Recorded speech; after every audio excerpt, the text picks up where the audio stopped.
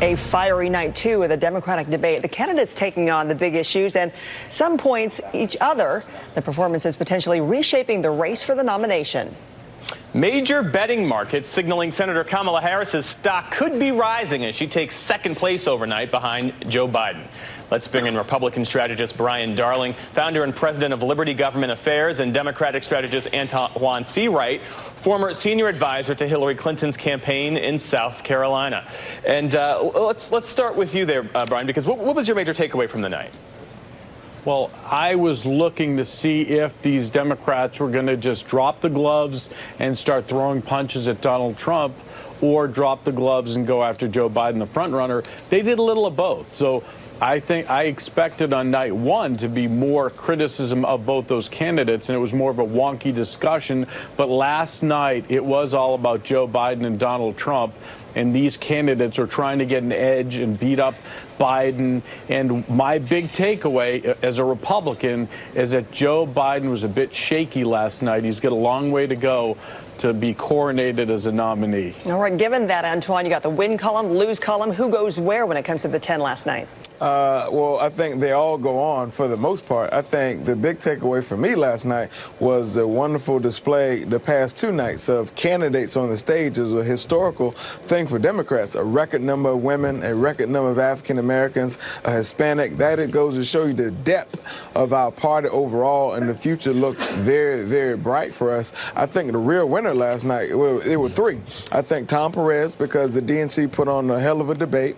The second winner, in my view, were the Kamala Harris and Julian Castro for the two nights. And then the third winner would be South Carolina, because that will be ultimately the most important state when it comes to deciding who the nominee is, simply because of the demographics. Brian, we were hearing from people close to President Trump last night that they were taking a different look at Kamala Harris. Up until this point, the one candidate who had really worried Trump world was Joe Biden. But after they saw the performance of Senator Harris last night, they said that she might be the big, formidable threat for President Trump.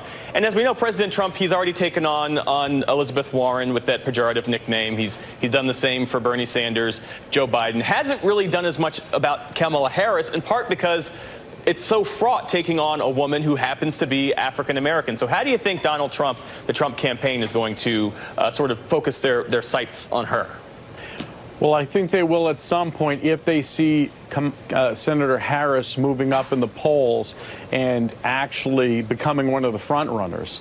I think what you're seeing right now is Donald Trump going after Bernie Sanders, going after Joe Biden, because they are the two front runners right now. So I think once he does focus on Harris, what he will say is he will use the S word, socialism. I think he will go after her as being too progressive and dragging the party too far to the left. It's going to be tough. I mean, I don't know if she's going to make it, but I think everybody expects that she's going to get a big bump after her performance last night. Well, let me push back for a second. Regardless of who the nominee is or what happens in the polls on the Democratic side, Donald Trump was elected on these things, on a few things, and that is fear, frustration, anger.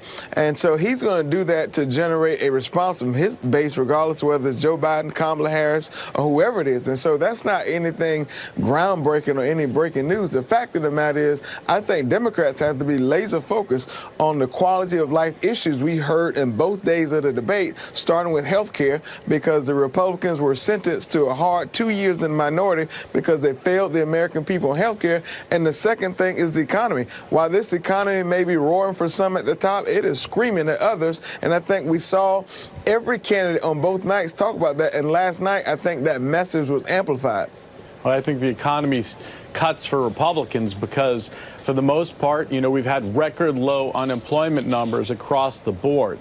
And that's why you didn't hear much talk last night about the economy. No. You didn't hear the same debate I did, because you did hear the economy. You heard how the economy was not working for some. And you all make the argument somehow or another about this record unemployment. But keep in mind, there are people in middle-class America who are suffering because of this administration. There are people, forget about trying to make ends meet. There are people putting two ends together, hoping hear they meet that. because Trump has failed the American people with this economy. And guess what? The voters will respond in a real way as they did in 2018. We did hear that with Kamala Harris addressing that, having people having to work multiple jobs, putting food on the table with those comments during the debate last night. Let's move on, Antoine, with you and talk about the other candidates, because they were really relying on this debate stage and their time at the podium to set themselves apart, to let themselves be known. Considering now that we're talking about Joe Biden and Kamala Harris and that searing that she gave him, what happens to these other candidates, especially when they needed that really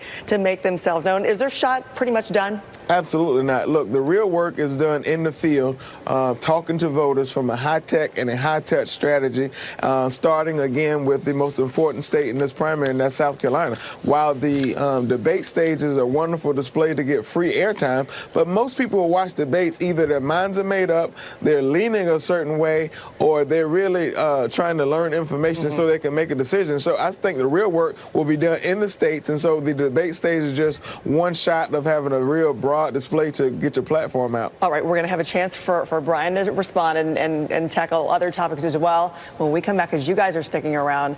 Brian Darling and Antoine Seawright, we thank you, but we're going to continue this conversation. We're going to talk about people